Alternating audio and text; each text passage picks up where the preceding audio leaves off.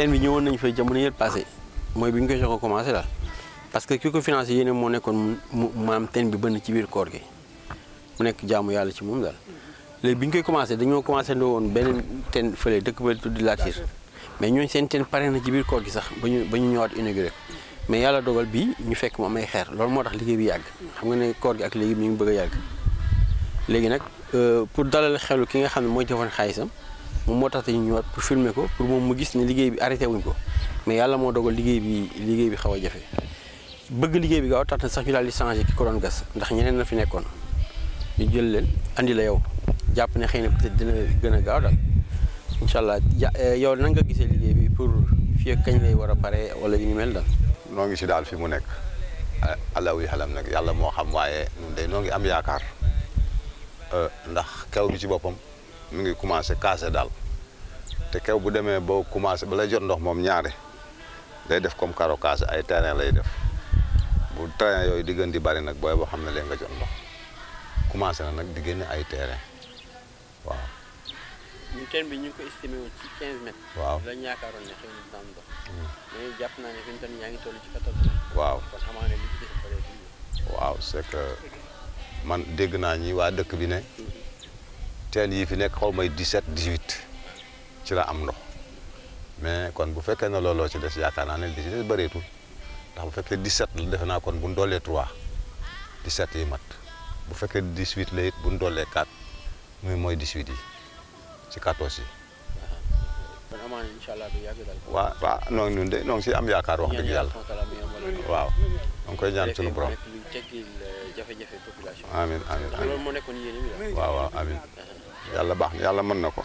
depuis mois de mars lañ tàmbale woon teen bi yàlla dogal mu dëgër mais bëgg liggéey bi gaaw taxoon na ñu ne waxtaan ak ki fi nekkoon ko doon gas pour moom mu arrêté parce que moom it comme dafa amoon ay champs ay tool yoo xamante ni de temps en temps da ci doon dem. ñu nekkoon léegi nag arrêté ñu fay ko li nga xam ne moom lañ koy yoreel comme ça ñu andi kii depuis loolu moom moo commencé waat liggéey bi te am nañ ci yaakaar parce que vraiment gis nañ comme xeer yu mag yi ñuy gis nii yëpp moom bi mu ñëwee la ko génne daal te it bàyyiwul loxoom aussi tamit dafa andi benn machine boo xamante ne léegi teen bi dootul nekk teenu rax mais teenu courage lay doon nga xamante ne su bënnee am ndox daf koy tax mu gën a am sécurité daal su ko defee teen bi day gën a mën a dund at yu bëri kon système boobu mu changé ci wàllu liggéey bi rek déjà dafay joxe confiance que ne liggéey bi maanaam mi ngi dem ci yoon bu baax daal léegi nag li ci des mooy ñaan yàlla subhaanahu wa taala mu yombalal ñu am ndox incha allah. alhamdulillahi rabbil alamin wa sallallahu wa sallam ala nabiyyina muhammadin wa ala alihi wa sahbihi ajma'in. Mes chers frères et sœurs, assalamu alaikum wa rahmatullahi wa barakatuh. Votre association Action pour l'espoir est sur le terrain, alhamdulillah, comme vous le savez, pour aider les démunis. Alhamdulillah, nous lançons un message d'espoir à ceux qui sortent leur argent, à ceux qui financent ce genre de projet, de leur dire qu'Allah dit Inna Allah la yudi'u ajran muhsinin. C'est une personne qui sort son argent, qui finance un projet, que le projet aille jusqu'à son aboutissement ou qui ne voit pas son aboutissement, Allah subhanahu wa ta'ala le récompensera quoi qu'il arrive. Car le prophète me dit Innamal a'malu binniyat. Les actions ne valent que par leur intention.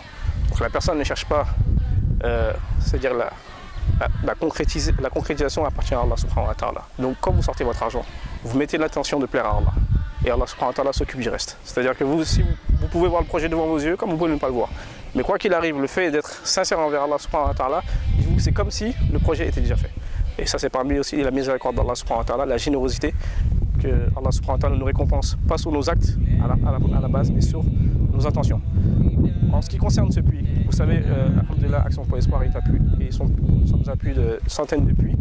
Et alhamdoulilah, il y a les puits à environ 15, 20, 30 mètres. Au bout de 1 ou 2 mois ou 3 mois, nous parvenons à avoir de l'eau. Mais il arrive parfois que des puits, on trouve certaines difficultés. Ces difficultés, elles sont là, comme vous pouvez le voir. C'est-à-dire, voilà ce que le puisatier sort du puits.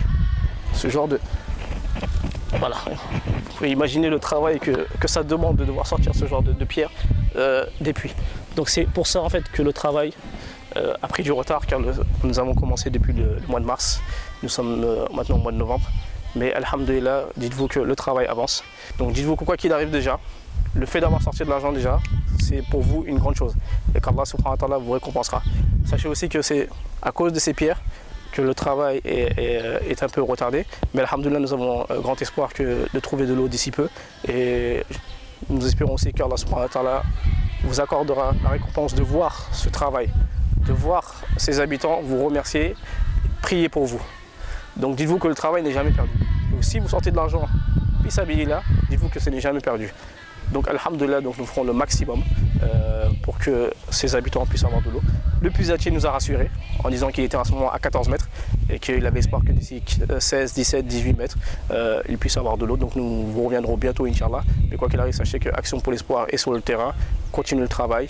Action pour l'Espoir a une grande responsabilité de prendre l'argent d'un donateur. Donc jamais nous trahirons votre confiance. Bien au contraire, nous ferons tout, Inch'Allah, bi'idhnillah, pour avoir de l'eau. Et c'est notre but, et c'est votre but. Et qu'Allah subhanahu wa ta'ala nous récompense pour ce noble but. Assalamu alaikum wa rahmatullahi wa barakatuh.